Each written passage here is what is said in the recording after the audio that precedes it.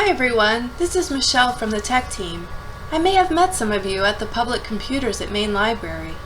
In normal times, the tech team spends its days assisting library patrons in using the public computers, and one of the most common issues that we work through is login and password management.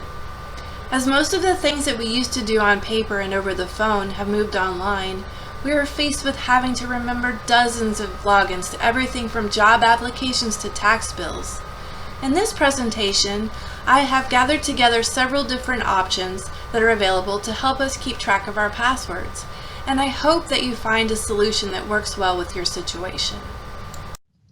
One of the terms that we see a lot when working with password management is authentication. It merely means proving that you are who you say you are. The most simplistic form of authentication, the one that we are most familiar with, is having a login name and password. You may also hear them referred to as login credentials. Due to many high-profile data thefts, many online systems are moving to multi-factor authentication. Multi-factor authentication provides you the opportunity to apply multiple levels of security for your accounts. Generally, the first factor is your login and password. The second factor may be a code that is generated and sent to you via email, text message, or a pushed code from a program like Duo. Other options can include biometric identification, like fingerprint or facial recognition. My cell phone, for example, requires fingerprint as well as a 4-digit PIN number for access. Over the past couple of months, there has been a great deal of news about a massive hack of our government by foreign powers. And over the years, we have heard about large databases of login credentials being stolen from large corporations. You may have even received notification from some of them that your credentials were compromised. Even the most expensive and technologically advanced systems in the world are vulnerable to attack, so we must do our very best to protect our personal data. Identity theft can cause tremendous long-term issues for individuals, and financial losses may never be recovered. According to cybersecurity experts, the ideal password should be over 12 characters and contain letters, numbers, and special characters. Some people will use passphrases instead of passwords. In my example on the slide, I have created a passphrase using my dog Moultrie's name.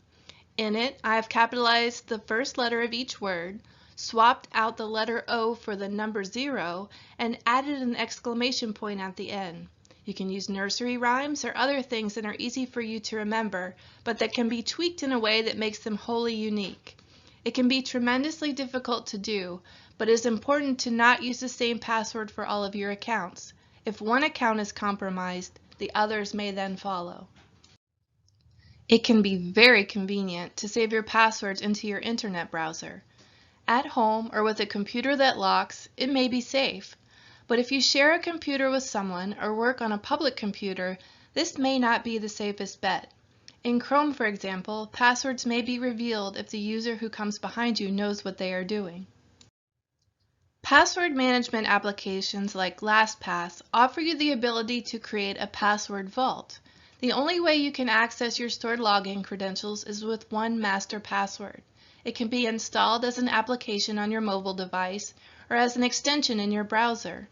Free versions offer the password vault as well as multi-factor authentication and a secure vault for your important files. There are paid versions as well. The paid versions include dark web monitoring for your information as well as a security dashboard so that you may keep an eye on the status of your online identity. They offer business and enterprise editions as well, and all work on Windows, Apple, and Android devices. LastPass is very easy to install and set up. In this example, I've chosen LastPass for Chrome, and it's the full version. It gives us a warning that LastPass browser extensions for Google Chrome provides extra features such as sharing the login state with other browsers. In my case, it's Firefox. All I do is click on the download button to the right, choose to save the installer to my downloads directory, and click Save. After we've downloaded the installer, we return to the Downloads folder and double-click on the file to launch the LastPass installer. In this case, we are able to select the browsers into which we want to include LastPass. We also have the option to include the desktop application. Because I asked LastPass to install into Firefox, we get a pop-up window from Firefox that asks us if we really want to proceed. We click the blue button that says Add to Firefox, and it will be added to our Firefox account. After LastPass is enabled in Firefox, we get a pop-up from Chrome that asks us if we want to enable the extension for the Chrome browser. We click Enable Extension. And that's it for installation. We're ready to go. The first time you use LastPass, in Chrome for example, you will be asked to create an account. Just click on the Create an Account link and another window will pop up. Enter your email address and click Create an Account. The next step is to set your Vault's master password. This will be the password that you use to access all of the saved passwords and logins for your online credentials. After you've created your LastPass master password, you have access to your Vault. As you can see, there's a place for your passwords, for notes, addresses, payment cards, and bank accounts. You have the opportunity to take a tour, or you can explore on your own, and you can begin adding items immediately.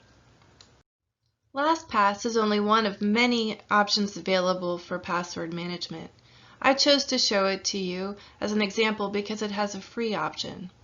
1Password is another popular option, and plans start at just $2.99 per month, and it offers much the same protection as LastPass.